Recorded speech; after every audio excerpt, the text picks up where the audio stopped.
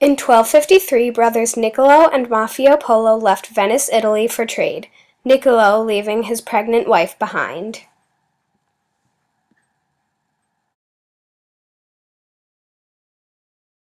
In 1254, Niccolo's wife gave birth to a son, Marco Polo. He was named after an uncle, but not the one that had left with his father. Not much is known for certain about Marco's childhood, but it is known that his mother died sometime before he was 15. It is also thought that he was raised by an aunt and uncle in Venice. When Marco was 15, his father and uncle returned to Venice. They told him all about their travels.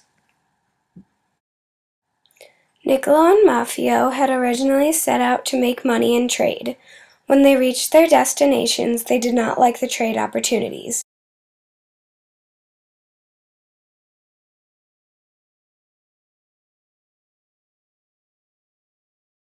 They kept traveling in hopes of better business and soon found themselves in the western part of the Mongol Empire. There, they met the ruler Berk Khan, a grandson of Genghis Khan. He deeply admired foreigners, so he gave them many riches.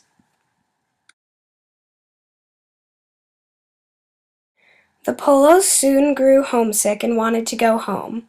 However, a war broke out on the route they had taken, so they had to find a different way home.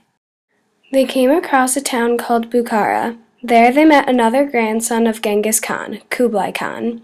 He took an interest in them and invited them back to his palace in Beijing, China. The journey there took a year.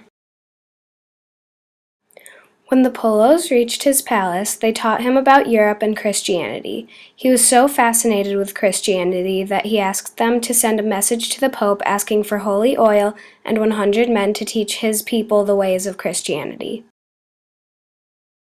Along with the message, he gave the Polos golden tablets that had instructions to house and feed them. They were to show these to anyone in the Mongol Empire when they needed somewhere to stay.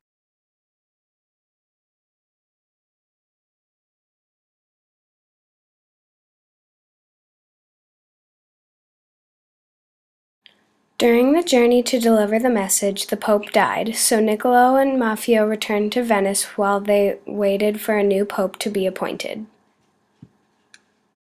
These stories inspired Marco to travel with his father and uncle. Had he not heard these stories, he would not have been the famous traveler we know him as today. When Pope Gregory X was appointed, Marco joined his father and uncle in delivering Kublai Khan's message.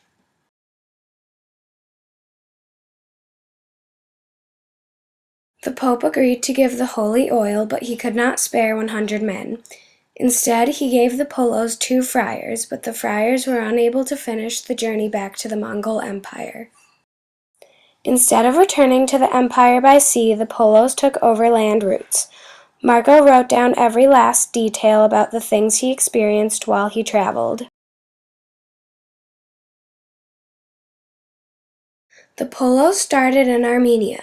They traveled through Hormuz, Kerman, Afghanistan, and then through a desert to Kobanon.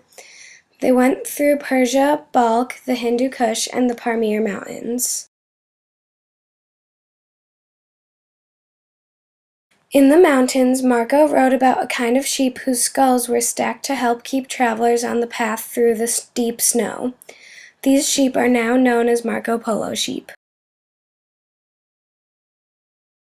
They then went through Kashgar, Khotan, the Gobi Desert, and finally they reached China. This journey took them about 4 years. The route they took is now known as the Silk Road. Today, it is a highly utilized trade route across Eurasia.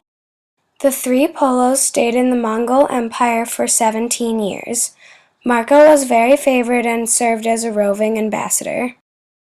In 1291, Kublai Khan asked the 3 Polos to escort a Persian princess to her betrothed husband. After they had done this, they could leave and go back home to Venice.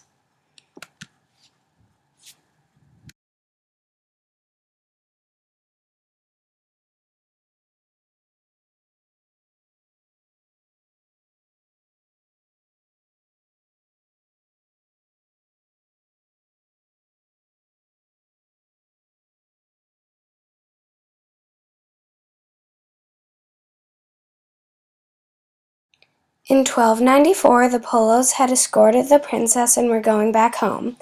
The same year, they learned of Kublai Khan's death. In 1295, the Polos finally returned home to Venice. A civil war between Venice and Genoa started in 1298, and Marco was taken prisoner. In prison, Marco told his stories to a fellow inmate, Rustichello de Pisa. Rustichello was fascinated and wrote down the stories into a book.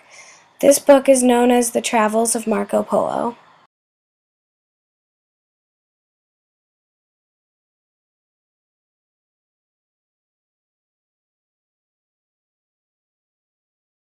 In 1299, Marco was released and he lived out the rest of his life in peace. He married Donata Badoer. Together they had 3 daughters. Marco Polo died in 1324 at age 70. For his time, he lived an incredibly long life. Marco Polo was very inspirational for explorers. It is believed that Christopher Columbus had a heavily annotated copy of Marco Polo's book on his ship when he traveled to North America. Marco Polo was very accomplished. He strengthened the relationship between Europe and Asia, and he inspired others with his description of the East.